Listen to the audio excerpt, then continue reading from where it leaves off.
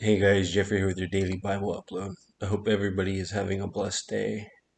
I'll be reading the book of Mark, chapter 14 from the NIV. In chapter 14, we will be looking at the woman that anointed Jesus at Bethany, Jesus and the 12 at their Last Supper, Jesus predicting Peter's denial, and Jesus praying at Gethsemane with the three while they sleep, Judas's betrayal of Jesus and arrest, and Jesus' trial before the Sanhedrin, Peter disowning Jesus 3 times. I hope you all will be joining us for chapter 15 tomorrow. If you are finding value from this, please like and subscribe and let me know what you think of my video in the comments below. Now the Passover and the festivals of unleavened bread were only 2 days away, and the chief priests and the teachers of the law were scheming to arrest Jesus secretly and kill him. But not during the festival, they said, or the people may riot. While he was in Bethany reclining at the table in the home of Simon the leper, a woman came with an alabaster jar of very expensive perfume made of pure nard.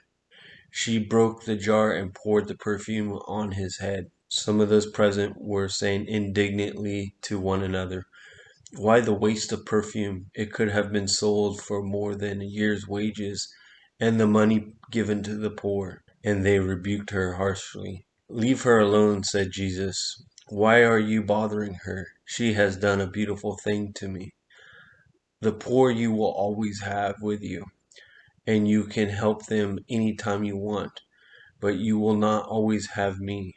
She did what she could. She poured perfume on my body beforehand to prepare me for my burial. Truly I tell you, wherever the gospel is preached throughout the world, what she has done will also be told in memory of her." Then Judas Iscariot, one of the 12, went to the chief priests to betray Jesus to them. They were delighted to hear this and promised to give him money.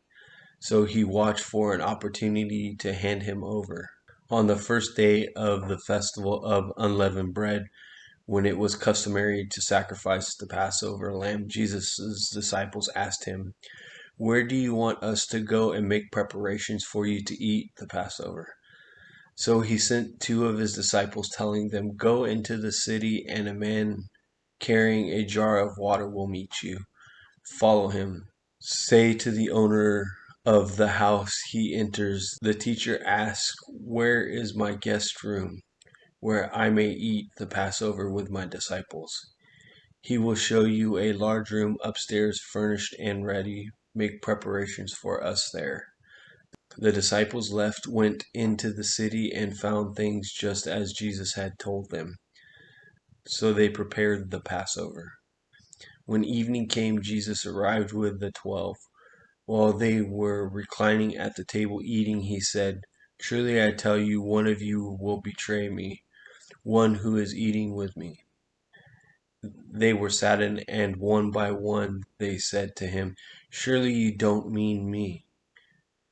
"It is one of the 12, he replied, "one who dips bread into the bowl with me. The Son of Man will go just as it is written about him.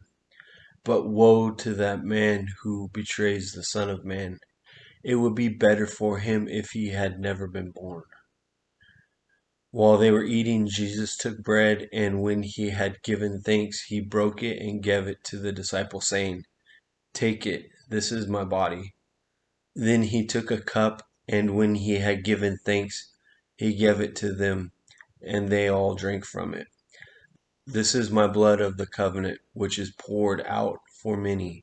He said to them, "Truly I tell you, I will not drink again from the fruit of the vine until that day when I drink it new in the kingdom of God." When they had sung a hymn, they went out to the Mount of Olives.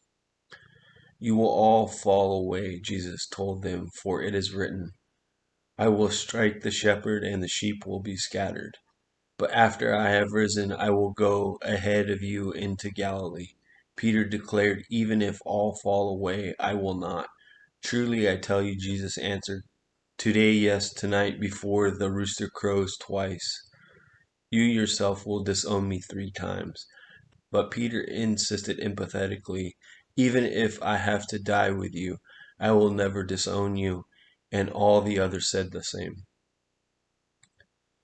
They went to a place called Gethsemane, and Jesus said to his disciples, "Sit here while I pray."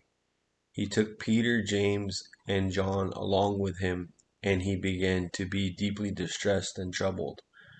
"My soul is overwhelmed with sorrow to the point of death," he said to them. "Stay here and keep watch." Going a little farther, he fell to the ground and prayed that, if possible, the hour might pass from him. "Abba, Father," he said, "everything is possible for you. Take this cup from me, yet not what I will, but what you will."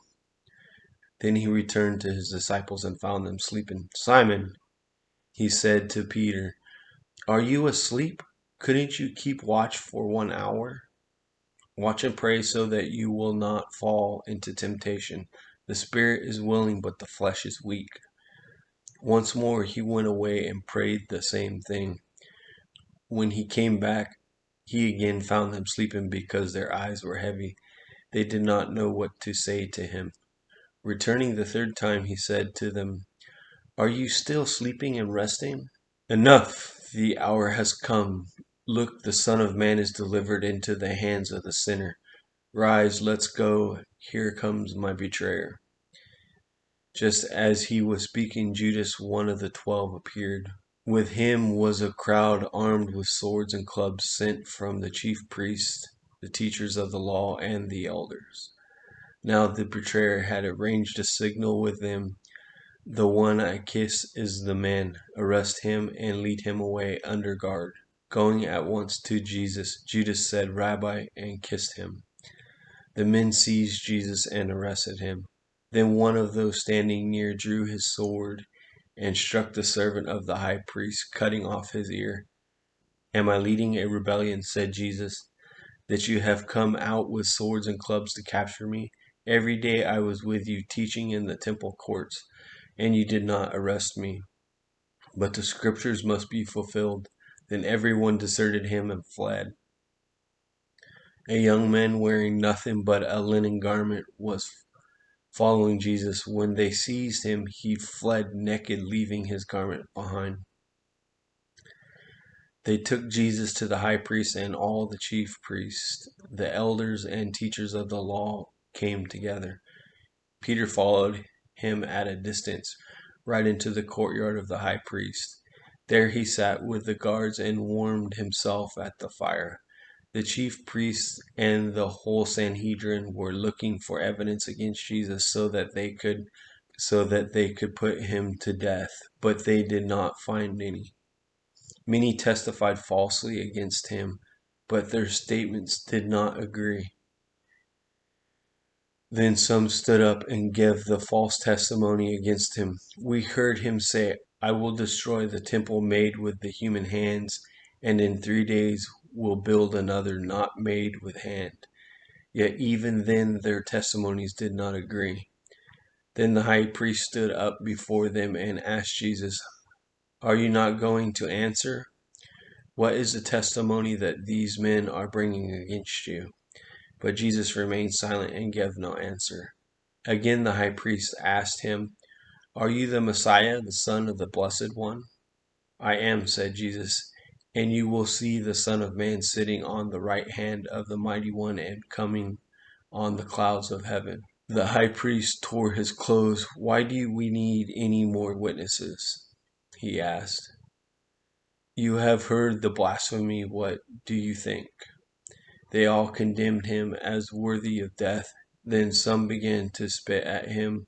They blindfolded him, struck him with their fists, and said, "Prophesy." And the guards took him and beat him. While Peter was below in the courtyard, one of the servant girls of the high priest came by. When she saw Peter warming himself, she looked closely at him. "You also were with that Nazarene Jesus," she said. But he denied it. "I don't know or understand what you are talking about," he said, and went out into the entryway. When the servant girl saw him there, she said again to those standing around, "This fellow is one of them." Again he denied it. After a little while, those standing near said to Peter, "Surely you are one of them, for you are a Galilean." He began to call down curses, and he swore to them, "I don't know this man you are talking about." Immediately the rooster crowed the second time. Then Peter remembered the words Jesus had spoken to him, "Before the rooster crows twice, you will have disowned me." And he broke down and wept. I want to thank you all for joining us today. I hope you all have a great day and look forward to seeing you again tomorrow.